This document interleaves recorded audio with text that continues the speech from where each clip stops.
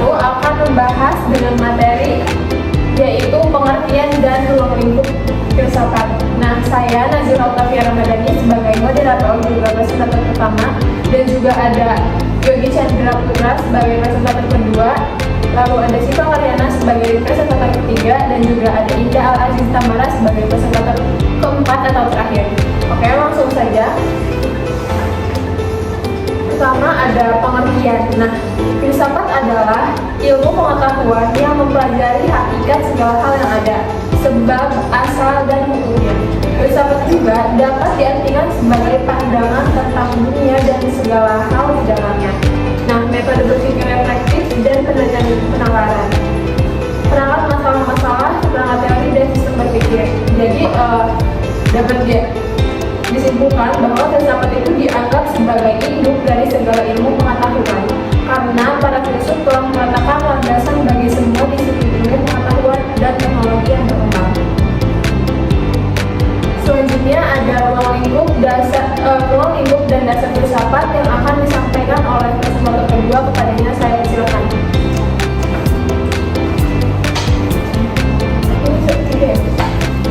Baik, di sini saya akan menjelaskan materi tentang ruang lingkup dan dasar filsafat. Yang pertama di sini ada ontologi atau metafisika, yaitu mempelajari tentang keberadaan sesuatu, termasuk jenis-jenis entitas yang ada, sifat, dan hubungan antar entitas tersebut. Ontologi juga diartikan sebagai ilmu yang mempelajari tentang hakikat dan asas-asas rasional dari yang sudah ada.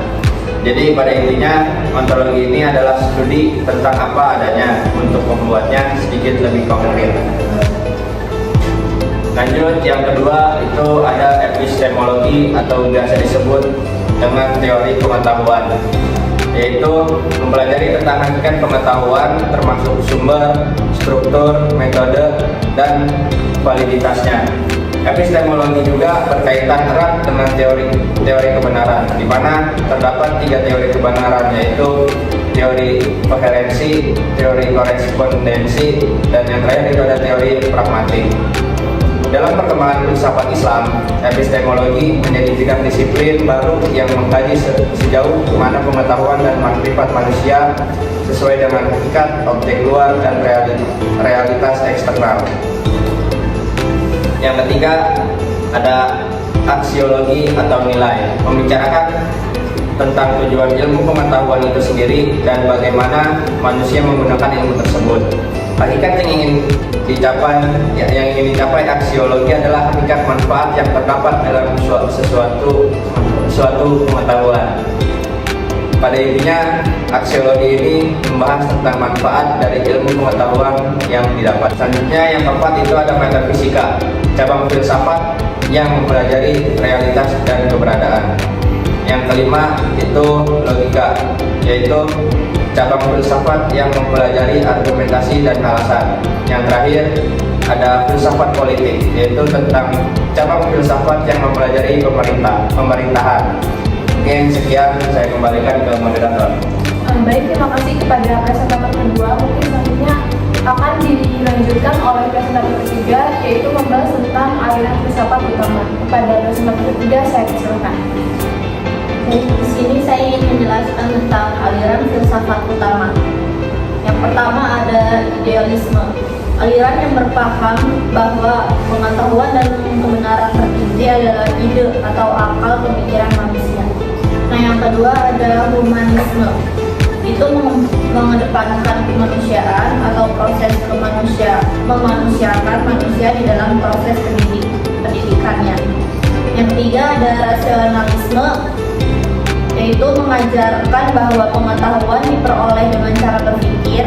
Alat dalam berpikir adalah kaidah logis atau kaidah logika. Yang keempat ada empirisme, yaitu aliran di dalam dunia filsafat yang menitikberatkan pengalaman indrawi sebagai sumber utama dan asal-usul pengetahuan manusia. Yang kelima ada kritik, itu praktik keraguan yang metodis.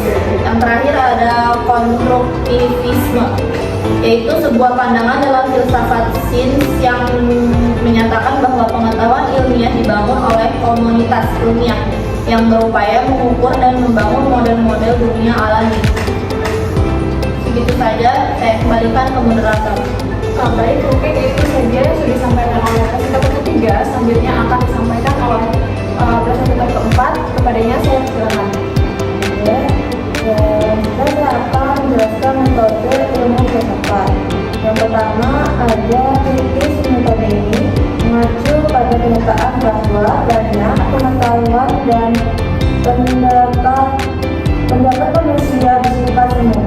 Yang kedua itu intuitif, yaitu berarti seorang memiliki intuisi untuk memandu dan mengungkapkan suatu kebenaran. Ketiga ada metode skolastik, yaitu biasa disebut sebagai metode sintesis deduktif, menunjukkan kaitan yang erat dengan metode mengajar.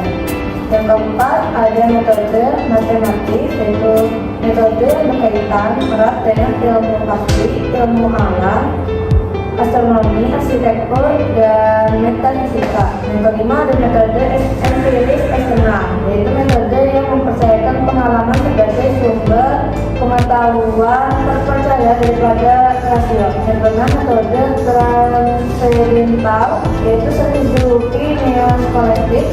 Dalam metode ini pengertian yang objektif bisa dimengerti analisis dengan metodologi.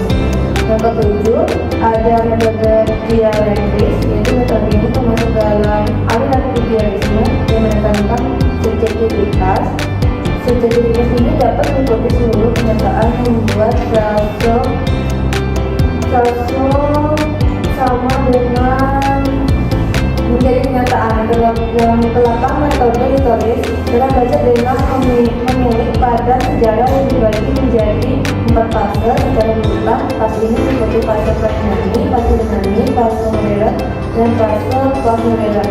Kesembilan ada metode saintifik, metode yang menggunakan kaidah ilmuwan yang memuat serangkaian aktivitas dan langkah dalam proses pembelajaran meliputi mengerti, mengumpulkan, mengolah, dan mengkomunikasikan informasi. Yang terakhir metode silogistik deduktif. Contoh metode ilmu filsafat terakhir adalah metode silogistik. Sekian dari saya serahkan kepada moderator. Oke, mungkin itu saja yang bisa kami sampaikan. Selanjutnya saya akan membacakan kesimpulan. Filsafat adalah pandangan tentang dunia dan segala hal di dalamnya. Filsafat membantu manusia memahami diri sendiri dan dunia, serta mengajarkan bagaimana bergulat dengan pertanyaan-pertanyaan mendasar. Lalu filsafat membuat manusia lebih kritis. Filsafat ilmu adalah cabang pemikiran filsafat yang menjawab pertanyaan mengenai hakikat ilmu. Lalu filsafat ilmu itu mengatur dan menilai secara menyeluruh tentang prinsip-prinsip ilmiah yang diterapkan oleh ilmu. Selanjutnya, filsafat ilmu dan ilmu itu merupakan struktur bangunan yang utuh di mana filsafat adalah fondasinya dan ilmu adalah bagian-bagiannya. Jadi terakhir itu ada aspek-aspek dari tiap cabang filsafat juga dapat dipelajari secara terpisah. Namun pertanyaan-pertanyaan filosofis dapat mengarah ke pertanyaan-pertanyaan filosofis lainnya. Oke, mungkin itu saja yang bisa kami sampaikan. Kami dari kelompok 1